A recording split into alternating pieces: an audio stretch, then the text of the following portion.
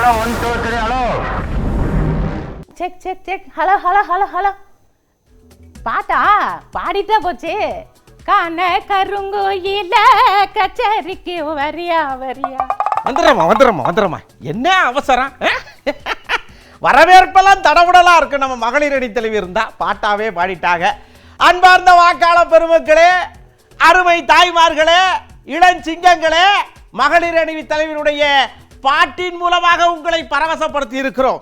அதுபோல இன்றைக்கு நம்ம தேர்தல் கச்சேரி ஸ்பெஷல்ல ஏகப்பட்ட ஐட்டத்தை கொண்டு வந்து உங்களுக்காக கொட்ட போறோம். சரிதானே? சரிதான். வாங்க நிகழ்ச்சிக்குள்ள போலாம். போவோம். என்னம்மா கையில பூவெல்லாம் மாலையெல்லாம்? ஆமா தலைவரே, உங்களுக்காக தான் பாசமா கொண்டு வந்தேன், மறந்துட்டேன். கொண்டாங்க. மகளிர் தலைவிக்கு எப்பயுமே மறதி கொஞ்சம் ஜாஸ்தி. ஓகே, பரவாயில்ல, போட்டுக்கிறோம். கொண்டு வந்திருக்கேன். ரொம்ப அழகா இருக்குமா. என்னதான் நாம் வெயிலிலே கருகினாலும் மாலை போட்டவுடன் மனதிற்கு மகிழ்ச்சியாகத்தான் இருக்கிறது. சரி, ஏமா இந்த தேர்தல் அறிக்கையை பத்தி ஏதாவது தெரியுமா? என்னத்த இந்த 500 400 குறைக்கிறேன்னாங்களே அதானே? ஆஹா, இது உங்களுக்கும் தெரிஞ்சு போச்சா? மக்களுக்கும் தெரிஞ்சு போது, உங்களுக்கும் தெரிஞ்சு போது, அப்புறம் நான் என்னத்த பேச? அது எப்படி தலைவரே எனக்கு தெரியாம போயிரும்? மகளிர் அணி தலைவர் இல்லையா? அது சரி, இது என்னன்னு பாப்போம். 10 வருஷத்துல தமிழ்நாட்டு பக்கம் தலை வச்சு பார்க்கவே இல்லை. வெறும் தேர்தல் மட்டும்தான் வருவாரு. சென்ற 2019 வருஷம் வந்தாரு.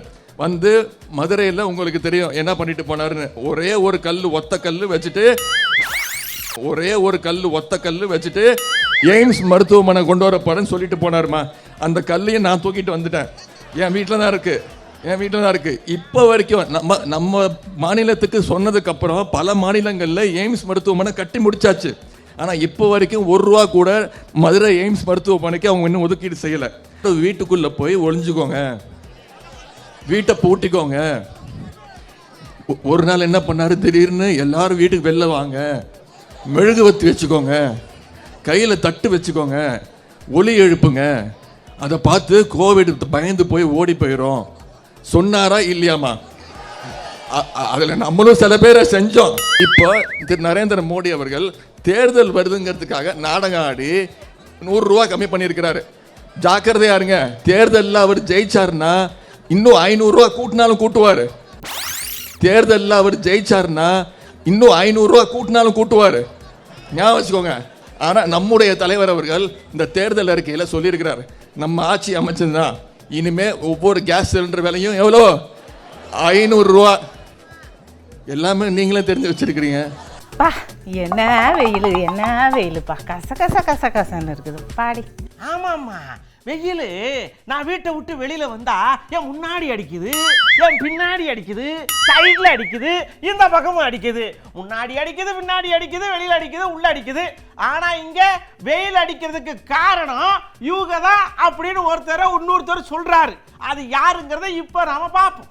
2019 பாரதிய ஜனதா கட்சியினுடைய மேனிஃபெஸ்டோ தேர்தல் வாக்குறுதி, அகில இந்திய வாக்குறுதி நம்ம படிச்சு பார்த்தோம்னா 295 இருக்குமுங்க. 295 வாக்குறுதியும் நிறைவேற்றி இருக்கின்றோம். இப்ப திமுக மாதிரி 2021 கொடுத்துட்டு அதையே திரும்ப கம்ப்யூட்டர் உட்கார்ந்து பெட்ரோல் டீசல் ₹5 ₹4 குறைப்பது 65 மாத்து, சிலிண்டர் ₹100 500 மாத்து, எதுவுமே செய்யாம அதே விஷயத்தை திரும்ப செய். இது பாரதிய ஜனதா கட்சி கிடையாது. இவ்வளவு நாளா மூடி கிடந்த அறிவு கண்ண நீங்க திறந்துட்டீங்க.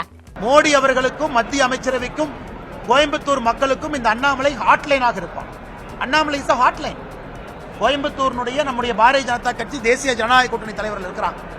என்னுடைய வேலை இங்க ஹாட்லைனா வேலை செய்யறது. எடப்பாடி அண்ணங்கிட்ட பிரச்சனை என்னன்னா, ஒருத்தர் என்ன சொல்றாங்கன்னு முழுமையா கேட்கறது, கேட்கக்கூடிய தன்மையெல்லாம் இழந்துட்டாங்க. ஏன்னா அரகன்ஸ் வந்துருச்சு. நாம் சொல்லி இருப்பது ஓட்டுக்கு பணம் கொடுக்காம கோயம்புத்தூர்ல ஜெயித்து காட்ட முடியும் என்பது நம்முடைய சவால். எடப்பாடி என்ன டீ குடிக்கணும்னா கூட யார்ட்டையோ பணம் வாங்கி தான் டீ குடிப்பாராட்டிருக்கு. அதனாலதான் டீ குடிக்கிறது எக்ஸாம்பிளா கொடுக்குறாங்க. நாங்க அப்படி இல்ல, டீ குடிக்கணும்னா கூட சொந்த காசுல டீ குடிப்போம். கோயம்புத்தூர்ல என்ன அடிப்படை மாற்றம்?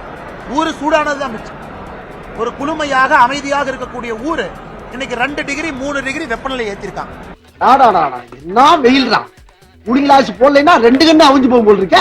ஒரு 2 வீலர்ல இந்த ஊர்ல போக முடியுமானே? மாஸ்க் போடாம ஒரு மூச்சுல ஒரு துகள் கலக்காம போக முடியுமானே? ஒரு ஆரோக்கியமான சாலைகள் இங்க இருக்கானே?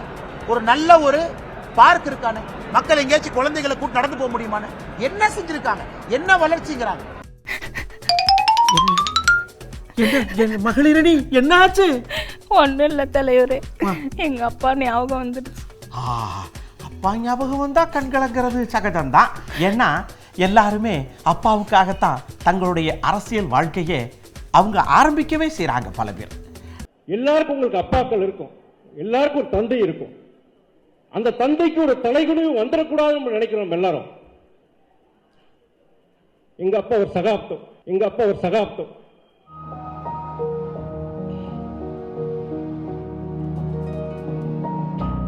அந்த சகாப்தத்துக்கு தலைகுனிவு வந்துடக்கூடாது அரசியலுக்கு வந்துருக்கிறார்.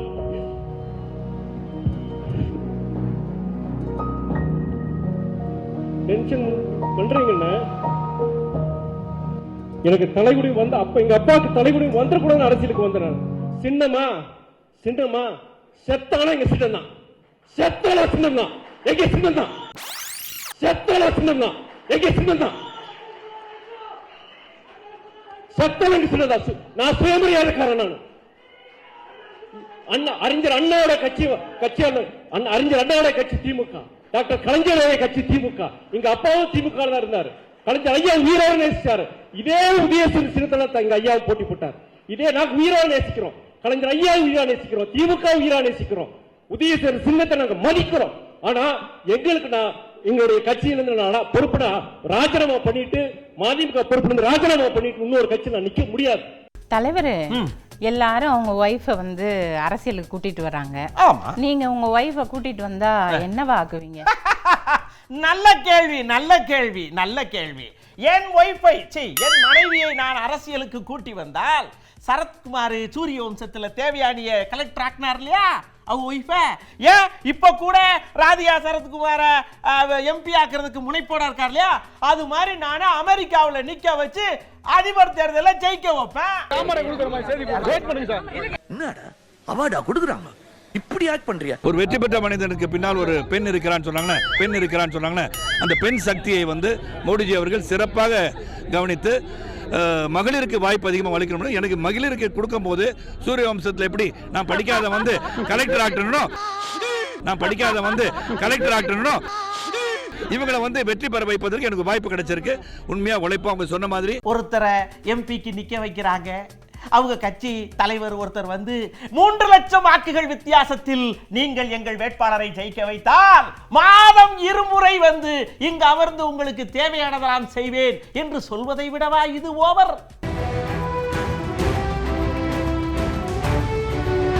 இந்த தேனி பாராளுமன்ற தொகுதிக்கு மிக மிக முக்கியமான ஒரு சிறப்பு உண்டு. அது என்னன்னு உங்களுக்கு தெரியும். சென்ற நாடாளுமன்ற தேர்தலில் தமிழ்நாடு புதுச்சேரி 39 தொகுதி ஜெயிச்சோம். ஆனால் ஒரே ஒரு தொகுதி மட்டும் தோல்வியை தழுவிட்டோம், வெற்றி வாய்ப்பை இழந்துட்டோம். அது எந்த தொகுதி? தேனி. இந்த முறை அதற்கு ஈடு கட்டணும்னா தமிழ்நாட்டிலே அதிகமான வாக்கு வித்தியாசத்தில் நம்முடைய தேனி தொகுதியில் ஜெயிச்சாகணும். தமிழ்நாட்டிலே அதிகமான வாக்கு வித்தியாசத்தில் நம்முடைய தேனி தொகுதியில் ஜெயிச்சாகணும். சவால் விட்டுருக்கீங்க, நீங்க மறந்தால் நான் மறக்க மாட்டேன். 3 லட்சம் வாக்கு வித்தியாசத்தில் ஜெயிக்க வைக்க போறீங்களா இல்லையா? நிச்சயமா செய்வீங்களா? இத பாருங்க, ரிமோட் என்கிட்ட இருக்கு, அதை பொட்டுன்னு ஓட்டு உடைப்பேன். அங்க டிவி என்கிட்ட இருக்கு, அதையும் பொட்டுன்னு ஓட்டு உடைப்பேன். டிவி என்னது, ரிமோட்டும் என்னது. இந்த ரிமோட்டை நான் போட்டு உடைக்கும் போது டிவி விழுந்து உடைஞ்சதுச்சுன்னா அதுவும் உங்களுக்கு இல்லை எனக்கு இல்லை, அப்படித்தான் உடைப்பேன்.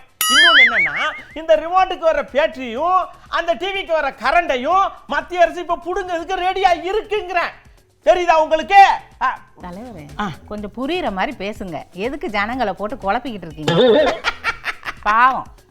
இந்த முடிவை எப்படி எடுத்தீர்கள், என்ன தைரியத்தில் எடுத்தீர்கள் என்றெல்லாம் ராஜாஜி அவர்களை கேட்டது போல் என்னையும் கேட்பார்கள்.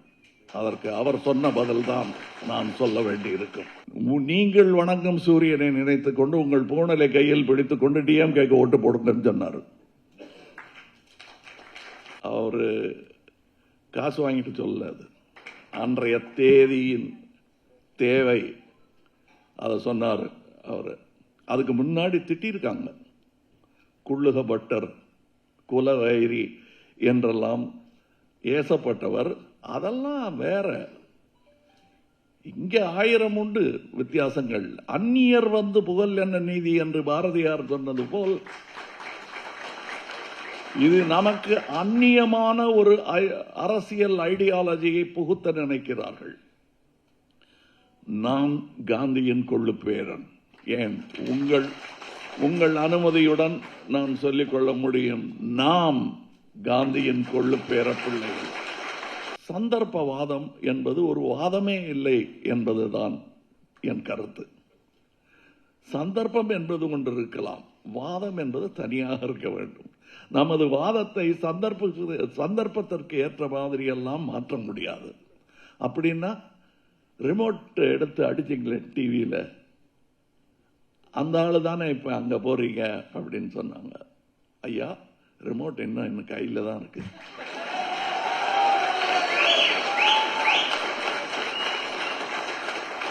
டிவியும் அங்கேயே தான் இருக்கு. ஏன்னா நம்ம வீட்டு ரிமோட்டு, நம்ம வீட்டு டிவி. ஆனால் அந்த டிவிக்கான கரண்ட்டையும் ரிமோட்டுக்கான பேட்டரியும் உருவப்பாக்கும் ஒரு சக்தி ஒன்றியத்தில் உருவாகி கொண்டிருக்கிறது. இதை நான் இனிமேல் எரிஞ்சா என்ன, வச்சிருந்தா என்ன? எப்படி புரிஞ்சா? தலைவரே, உங்களை அந்த கட்சிக்கு பி டீம்னு சொல்றாங்களே, சொல்லிட்டாங்களா? ஏமா அந்த கட்சிக்கு மட்டுமாமா நான் பி டீம்?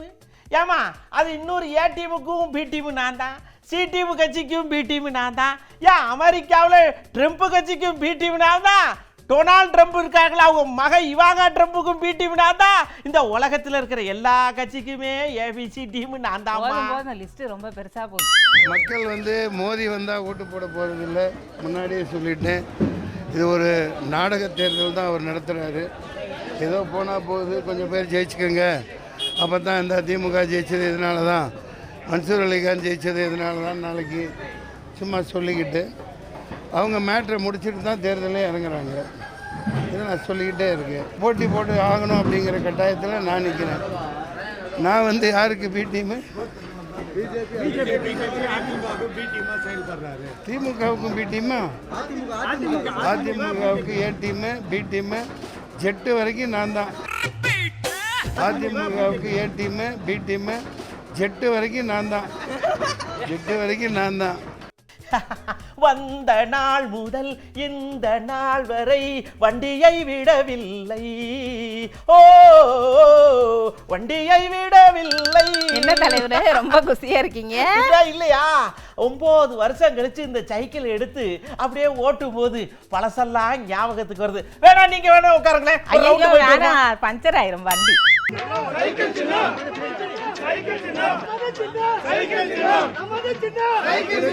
எடுத்த நாள் முதல் இந்த நாள் வரை வண்டியை விடவில்லை. என்ன ராமலிங்கம் ஆலைய பார்க்க முடியல, எப்படி இருக்க? நல்லதா இருக்கேன், நீ எப்படி இருக்க? நல்லா இருக்கானப்பா. என்ன எப்ப பார்த்தாலும் சைக்கிள் சுத்திட்டு இருக்க? என்னப்பா ஆத்திரவசம் வண்டியில ரொம்ப சிரமமா இருக்குல்ல, இதுக்கே எவ்வளவு செலவு தெரியுமா? ஓ இரியா ஏமா அங்க என்னமா சத்தம்? நம்ம பசங்க தான் தலைவர், எல்லாம் வேட்பாளர்களுக்காக அடிச்சுக்கிறேன். ஏப்பா ரத்தம் வராம அடிச்சுக்கங்கப்பா. எதுக்குப்பா இப்படி அடிச்சுக்கிறீங்க? மேலும் வந்து நமது கூட்டணி வேட்பாளர் சச்சிதானந்தம் அவர்களை வெற்றி பெற சூழலிப்போம் என்று கேட்டுக்கொண்டு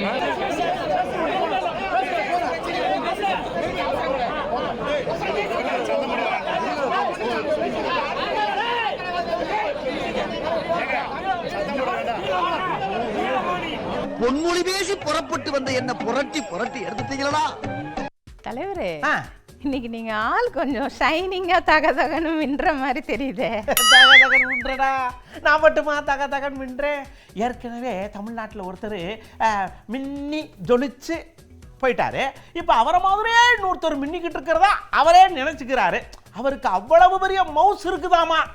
பாரதிய ஜனதா கட்சியினுடைய தொண்டர்கள் ஒரு மிக உற்சாகமான ஒரு எழுச்சி. 1972 சொல்லப்போனால் புரட்சித் தலைவர் எம்ஜிஆருக்கு எப்படி இருந்தோ அதே மாதிரி ஒரு எழுச்சி இன்னைக்கு நெல்லை மாவட்டத்தில் என்னால் பார்க்க முடிகிறது. எம்ஜிஆர் மாதிரி ஆகவே வெற்றி வாய்ப்பு என்பது மக்களுடைய கையில் இருந்தாலும் நான் நம்புகிறேன் மக்கள் நிச்சயமாக என்னை வெற்றி பெற செய்வார்கள் என்று நான் நம்புகிறேன். ஏற்கனவே இவங்க சொன்னாங்க கேஸ் விலையை குறைப்பாங்க, இன்னும் குறைக்கல. டீசல் விலையை குறைப்பாங்க, குறைக்கல. டீசல் விலையை மத்திய அரசு ஏற்கனவே குறைச்சிருந்தாங்க. 10 ரூபா குறைச்ச பிறகும் இவங்க மாநில அரசு குறைக்கல. ஆனால் இப்போ தேர்தலுக்காக ஒரு ஜெயிக்கணும் வெற்றி பெறணுங்கிறதுக்காக இப்போ ஒரு தேர்தல் அறிக்கையை தயார் பண்ணியிருக்காங்க. இதை பற்றி உங்களுக்கு பார்க்குறீங்க தேர்தல் அறிக்கையை நீங்கள் எப்படி பார்க்குறீங்க? இது ஒரு காணல் நீர், இது ஒரு காணல் நீர், இது ஒரு பொய்யான தேர்தல் அறிக்கை, இது நிஜமாகாது.